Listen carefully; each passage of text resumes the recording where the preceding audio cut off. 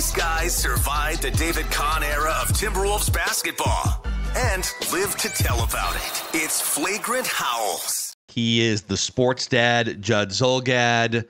He was there for the inaugural Minnesota Timberwolves season in 1989. And now look how far we've come. Second round of the playoffs. First ever home game. Metrodome, right field seats with Dawn watching Michael Jordan play. It's amazing. And now you're watching the next Michael Jordan play. That's what I was getting at. How about that? So tonight, it's a late night start. We're hitting you guys with kind of a late morning episode here of Flagrant Howls on the day of Game 2. And we'll definitely be back for post-game after Game 2. In fact, thank you for making Flagrant Howls a top 15 NBA podcast according to the Apple charts. Thank you. It's right there. It just leapfrogged Dane Moore's amazing podcast. He is generally the number one and OG Timberwolves podcaster, friend of the show. So check that podcast out if you haven't already. I woke up this morning and was flipping around the national sports shows here on this Monday morning, just wanting to get a feeling for what they're talking about. And a lot of talk still about Game 1, Anthony Edwards, dominant performance. Greeny over on Get Up was ranking who are the top 5 playoff MVP candidates. I'm surprised you flipped around because I ordinarily just stop on our guy Greeny's show. Yeah. And if they've got our guy Kendrick Perkins on these shows, he's been the number one National Wolves supporter. Yes, he's like Greeny had Jalen Brunson as the number 1 playoff MVP, which he's having an amazing stretch too, with Anthony Edwards number 2. Okay. And I wind up, I think it was Fox Sports 1, and I see Craig Carton, formerly of WFAN Radio, very much rooted in New York sports fandom for 3 decades. Sure. Unfortunate incident that landed him in jail for a couple years there. But now he's back doing a national show on Fox Sports 1. And I will just sum it up by saying on April 28th, many members of the national media discovered Anthony Edwards for the first time. Oh, who is this guy that looks kind of like Michael Jordan and Kobe Bryant? This is great. Look how much fun this guy is to watch on April 28th when they clinched a sweep over the Suns. And then like a week later, as was happening on Fox Sports 1 this morning, we're talking about when he's going to leave Minnesota. Craig Carton looked into the camera and said, Minnesota, you guys seem like a bunch of nice people up there, bunch of like patting us on the head, bunch of nice people, but you know what's going to happen, right? He's going to leave you. Anthony Edwards is going to leave you for New York or for LA. It's destined to happen at some point. Just like, by the way, Giannis left Milwaukee. Or wait, no, just like Jokic feels the need to leave Denver. This is the new Giannis. Yeah. No question. Yeah. Just like Tim Duncan, Manu Ginobili, and Tony Parker left San Antonio. Right? Yep. So this was inevitable. This conversation. It's like the first. If you're a lazy sports talk host nationally, it's the first thing you think of. Oh, it's a Minnesota superstar. Oh, let's send him to New York. Put a Knicks jersey on him in Photoshop. What do you make of this conversation being a thing now that Anthony Edwards is the most dominant player in the playoffs? It's incredibly stupid. Like it's not the way that the league works now. It doesn't work that way. So I think of all the things that this guy has given us to talk about. And by the way, there are a ton of Ant related storylines here. This is the dumbest. Like this it's the default extremely dumb and lazy. Like it's not even lazy. It's dumb because first of all, it's of zero concern right now. Second of all, Giannis was this guy for how long? Well, Giannis is going to leave the Bucks. They'll never win a title. He's just going to leave. Still there. They've won a title. So it's lazy. It's stupid. It is trying to create a stir where no stir exists. Like I can't tell you if I was a producer, how many times I would tell the talent, we're not doing that one. There's a lot to do. I will say this though. And I think Saturday put an exclamation point. Ant's not leaving us, but Ant is no longer ours, if that makes sense. He's not like our secret anymore. Yeah. Ant is no longer our little secret because while I think the first round, and we've predicted this for a long time, like we've talked about this. I think the Suns series was a coming out party, but I think Saturday was the verification of this is not a budding superstar. Like, I've seen that. Well, he might be a superstar. No, I'd like to rephrase. He's a superstar. Dude, he is like quick side street, because I want to come back and hammer this dumb New York thing for a second too, because I've got way more ammunition where that came from. But this is what we talked about in the Game 1 post-game recap episode of Flagrant Howls. Artis Woods, Kyle Tighe was on. Anthony Edwards is becoming the best player in the NBA in these playoffs. That's what Reggie Miller said. And it's not hyperbole. Best two-way player. When you account for he can clamp down defensively, unlike some of the other guys that can score 30 points. I mean, Luka Doncic is going to put maybe some better offensive box scores. He's not clamping Jamal Murray. Right. He's not clamping Devin Booker or whoever he needs to. And his level of performance is really good in the regular season. But when you start to dig in, like he's just a better player when the lights get brighter across the board the last two postseasons. And let's come back to that, because I found a really interesting nugget. There's like one thing specifically that he is elite at in the playoffs that he's not that great at in the regular season, that I don't know if there's a rhyme or a reason for it. But back to this whole national media discovering Anthony Edwards, and then the first place we want to bring him to is New York, right? Like, oh, we got to get him out of Minnesota. I was just doing some digging here, looking around at, what's possible if you were to become a bright superstar and go to New York, right? Like Anthony Edwards, did you know, has 5 times as many Instagram followers as Jalen Brunson, the superstar of the New York Knicks the last 2 seasons? How long has it been now that we've been trying to get guys to go to the Knicks? And Brunson's there because his old man is there. In part, yeah. In large part. Like, but I mean, because they, yeah, but this has been years of Knicks fans and Knicks biased media trying to get the Knicks players who the Knicks never get. Dude, and like also, the Lakers is the better talker, but even that's a non-starter for Ant. It's really rich when Knicks fans and Knicks-centric media talk condescendingly about the Timberwolves as if the Wolves are this broke-ass franchise and the Knicks are on this high ground. Dude, the Knicks, let's do a little tail of the tape, okay? Yes. Knicks versus Timberwolves playoff resumes since 2002. So let's go back to the 2002 NBA playoffs. Yep. Since then, 2.5 decades, the Knicks have won 3 playoff series. The Wolves have won 3 playoff series. The Knicks have been to the playoffs 7 times. The Wolves have also been to the playoffs 7 times. You want to talk about consecutive seasons without a championship? Well, the Wolves came into existence in 1989, so it's 34. This is their 35th season. 34 seasons without a championship. It's been 51 seasons since the Knicks have won a championship. Mm-hmm. You literally have to go back to like Phil Jackson with an afro in 1973, the last time the Knicks won a championship. Mm-hmm. So, I mean, God forbid, man, Anthony Edwards, if he ever has a chance to go, maybe if he goes to New York City sometime, Judd, maybe then he can like star in commercials, star in an Adam Sandler movie, get millions of social media followers, get a shoe deal that's wildly popular throughout the entire country.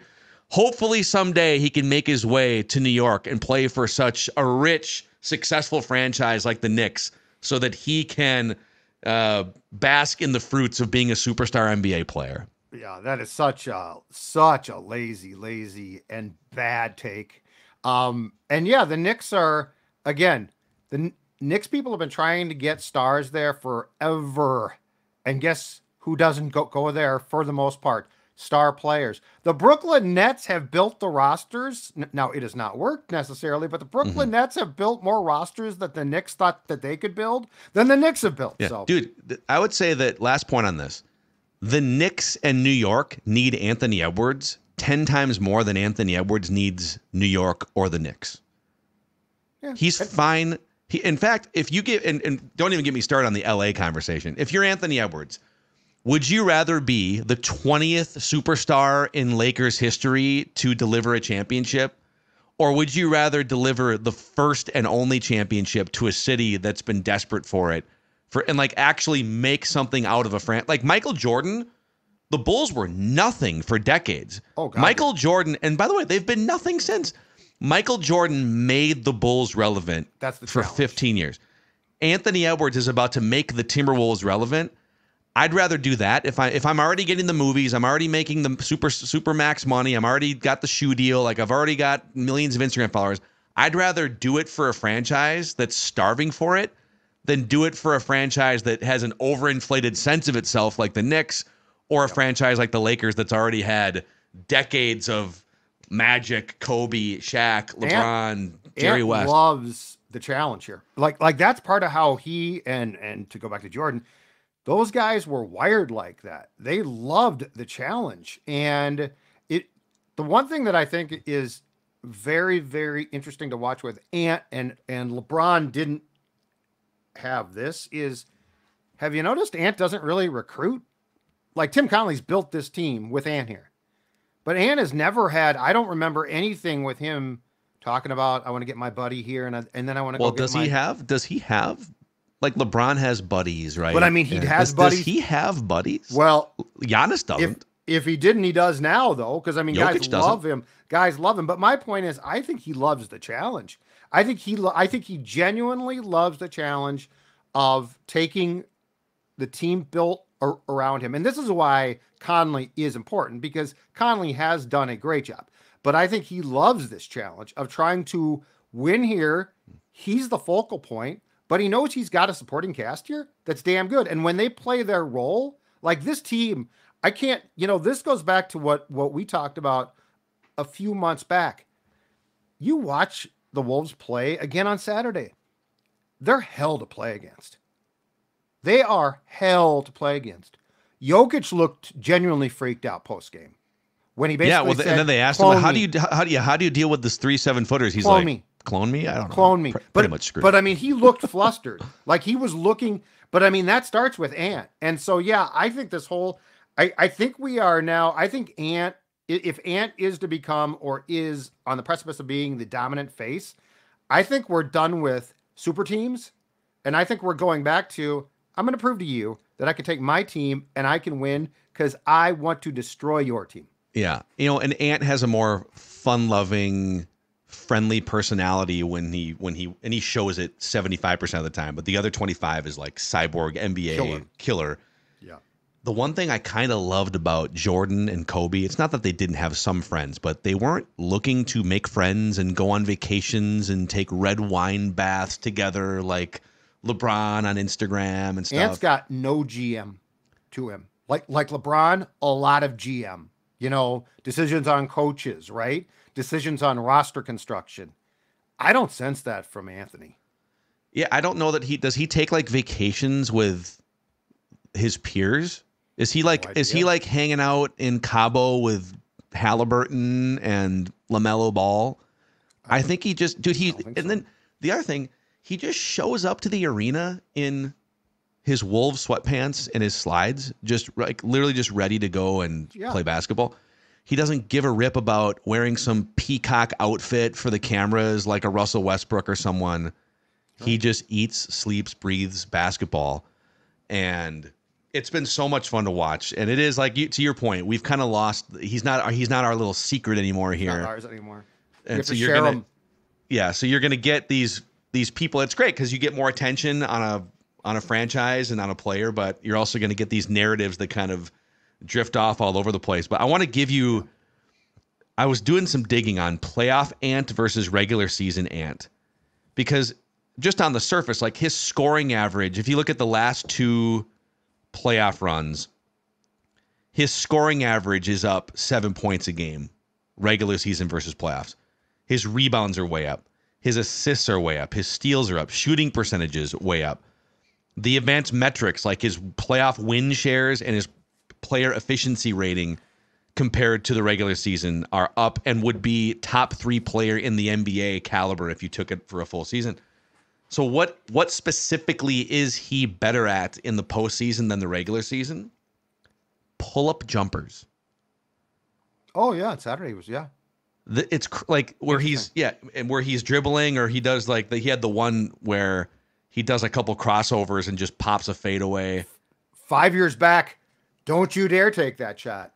But even, dude, in the regular season, it's kind of don't you dare take that shot, because here's the numbers. In the last 2 regular seasons, among the 65 to 70 players who qualify with enough pull-up jump shots, Anthony Edwards is in the bottom third of the league in effective field goal percentage on pull-ups. In the postseason, he's top 3 the last 2 years in effective field goal percentage on pull-ups. He essentially turns into Kevin Durant on pull-up jumpers in the postseason the last 2 years. Now, do you look at that and say, ooh, that might be a problem because the larger sample size of regular season shows he shouldn't be taking those shots? The smaller sample size of playoffs would say, wow, he's hot making those shots. Is there going to be a regression? Or is there some unquantifiable next level that he's able to get to physically, mentally, that he's making those shots because he's that damn good and he's getting to a new level? It's door 2 for sure to me. He becomes a cyborg. Like there is, and look, I think we complain, and I certainly do, when guys will take some games off, right? But the regular season's 82 games. And if you can be as good as Ant is, and then we've seen this in the playoffs, he goes from, really good player, unbelievable player to phenomenal player. Yeah, I think it's the difference, and this is not to pick on him because Karl Anthony Towns has been spectacular in his role. Started third quarter on Saturday, 5 of 5, fantastic. Now that was his spurt, but that's all that he needed, okay? Mm-hmm. But if you remember, there was a long time when, starting with the Rockets series, which was Cat's first playoff series where he didn't do much, and we sort of defended him. But then there was the playoffs, it'd be up and down until now, be up and down. And, it's like, okay, when does it click? This is where Ant is a superstar. It clicked immediately, and it gets better in the playoffs. Yeah. So it is. It is. Like, and you've seen some of the other. Phil, I was thinking about this after the game on Saturday. If you look at like what we quantify as championship teams, and there has certainly been justifiable frustration in this town because we have not had them. But if you look at like, okay, what does it take to get a championship team? We're looking at one right now.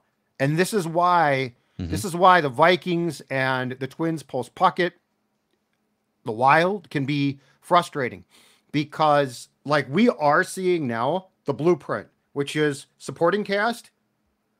Even if they're not great shooting wise, they contribute. Jaden McDaniels, Saturday, 0-4 from the field and like a plus 14. Okay, contributed because he's playing defense. He's playing defense. But then you got your guy, you got your Puckett, who's like, okay, boys, get on my back now. Mm-hmm. Like this is the definition of, and I don't know if they're going to win the title or not, but what we're seeing is the definition of how you build and what it looks like when you've got a potential champion, a real champion, not a fluke champion. The only problem I saw in game 1 is, so Rudy Gobert played 35 minutes, which means he was played off the court for 13 minutes. If you do the math, it's a 48-minute game. He played 35. He was played off the court for those other 13 minutes, unfortunately. So something to keep an eye on. I also found on the Anthony Edwards front, this was going around after game 1 on Twitter, people digging up the Ringers 2020 draft scouting report on Anthony Edwards. Bill Simmons on him is incredible. Well, yeah, there's the Bill Simmons clip, and then this is from their authors. It's like, and I love Kevin O'Connor is one of their awesome NBA guys. He's been on our podcast before, but the main summary is bruising scorer who can create space with his dribble and make tough shots from all over the court, but his decision-making leaves much to be desired. And they went through a bunch of examples of why, like, he's a drifter on defense and his decision-making is a problem. And those were things early in his career. But the best part of this is they give you the comps. And I feel like we just went through NFL draft season on Purple Daily, and most of the time, the comps that you see of a college player are like, if he can become the best version of himself in the NBA or the NFL, he will be this. And for Anthony Edwards, his comps, and it's described as shades of Victor Oladipo, Eric Gordon, and Dion Waiters. Like, if he can turn into Dion Waiters, Oladipo, then it's going to be a successful draft. Loved back in the day. Well, that's funny. Indiana kid. He's a good Yeah. player. Yeah, he's a nice player, but oh my God. Well, I think he's surpassed the Dion Waiters comparison at this point. I think it's safe to say. Gerson Rosas saved James Wiseman from being Sam Bowie, because if you remember, James Wiseman and LaMelo Ball were very much like there was a debate, Ant, Wiseman, or Ball. And if they had taken Wiseman and Ant went elsewhere and flourished, which I'm guessing he for sure does, James Wiseman becomes the Sam Bowie of the Ant draft. Let's pull up that draft for a second, because I think it was, I think the Jordan draft was Olajuwon, which was not debated, Sam Bowie to Portland, and Jordan to Chicago. Yeah. And this was Anthony Edwards to the Wolves, James Wiseman to the Warriors. I want to come back to that for a second. Yep. And then LaMelo went to the Hornets. And by the way, LaMelo won Rookie of the Year, Rookie right? of the Year, yeah. He was Rookie of the Year. For a minute, it was like, oh boy, maybe the Wolves should have taken LaMelo, because he came in and he was just instantly a better player the first year. And then a bunch of just kind of ran. Like Killian Hayes was the Pistons pick at 7. That's the Maxey draft. Yep, Maxey and Halliburton. Halliburton went 12. Maxey went 21. Yeah. A redraft of this would put Anthony Edwards number 1, either Maxey or Halliburton number 2, and then the other one number 3, and then LaMelo. But is there a world where the Warriors had peak Clay and peak Steph at the time? Is there a war? Did they also have D'Angelo Russell too going in? I'm trying to remember like the timeline of when they traded D'Lo to the Wolves. But let's say they just had peak Steph and peak Clay and then Draymond. Let's say the Wolves would have gone Wiseman number 1, which would have been epically terrible. Is there a world where Anthony Edwards would have gotten drafted by the Golden State Warriors? Okay, the Warriors took him out to dinner. Didn't the Warriors say that they probably... I thought I remember something that came out after that the Warriors didn't know if he had the competitive streak. Well, Steve Kerr flat out told him during the private workout, hey, I need you to pick it up a step or two, because they talked about this during the offseason. But yes, there's a world. Yeah. He could have been there very easily. And then maybe they ship out Clay or something. I feel like now it's like, of course I got this. I actually tweeted that thing about Rosas out on Saturday, and I immediately got back they were taking Ant all along. Talking to Dookie at the time, I don't remember it that way.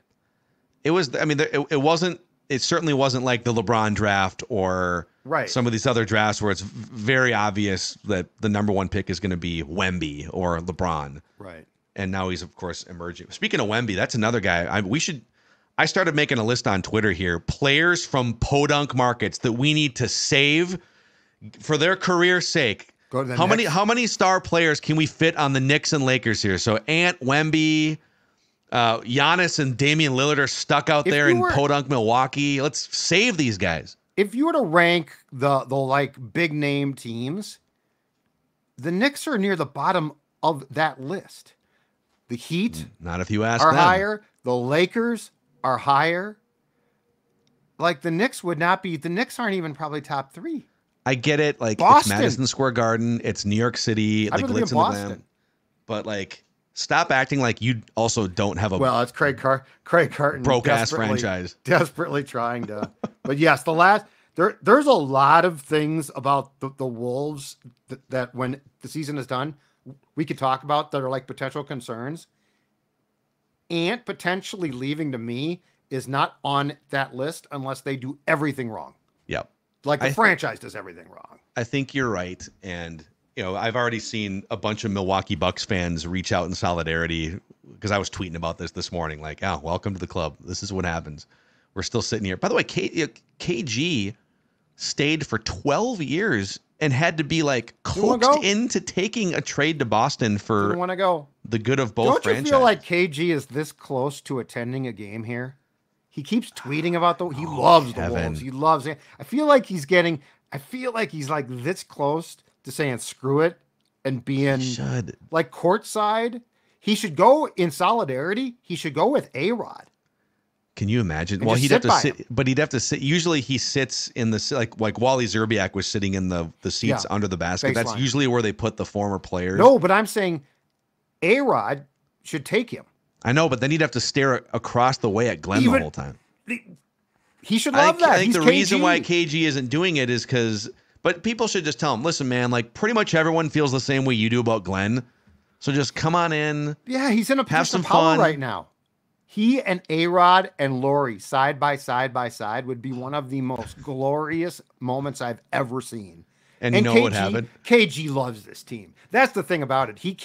He is on the record. Loves Ant, loves this club. Do you know if KG showed up on Friday night, the roof would come off Target Center? Well, and with that atmosphere. Cheap plug here. He did. You can get a couple new threads, Wolves Culture, and he tweeted "break every record" at Anthony Edwards. So we have "break every record" swag available at scorenorth.com/shop.